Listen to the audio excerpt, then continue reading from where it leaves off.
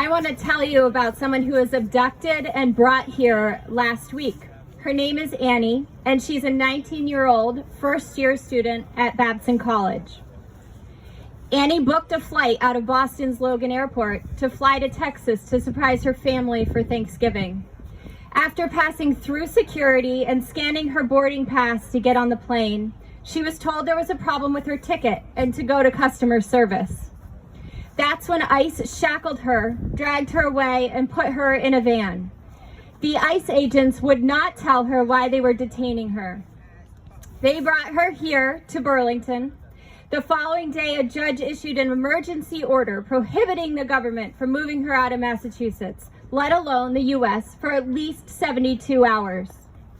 Despite this order, ICE illegally sent her by way of a military base, which we can only assume was nearby Hanscom Airfield, to Texas and then Honduras, the country of her birth, where she hasn't lived since the age of 7.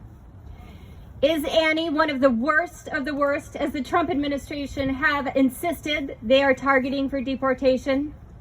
What was Annie's crime?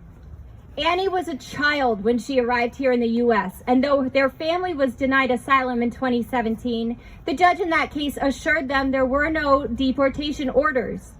Annie is simply a teenager following her dream. She is now in Honduras instead of in her home or at school. Annie spoke to the Boston Globe from Honduras and said, quote, "I have worked so hard to be able to be at Babson for my first semester. That was my dream. I'm losing everything." We are grateful that Annie has grandparents in Honduras to stay with, as many who are being deported do not know anyone in the countries they are being deported to. But that makes her story no less horrific. This should not be happening. Since Annie's situation made the news, ICE now claims that an immigration judge had ordered Annie to be deported in 2015 when she was just 9 years old. Her lawyer has not found any evidence to back this bogus claim, and of course ICE has not produced any evidence because who will hold them accountable?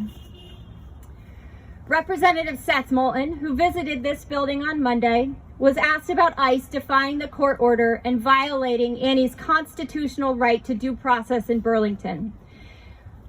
Rep. Moulton stood in this very spot and said, quote, "Annie is a victim of bad luck.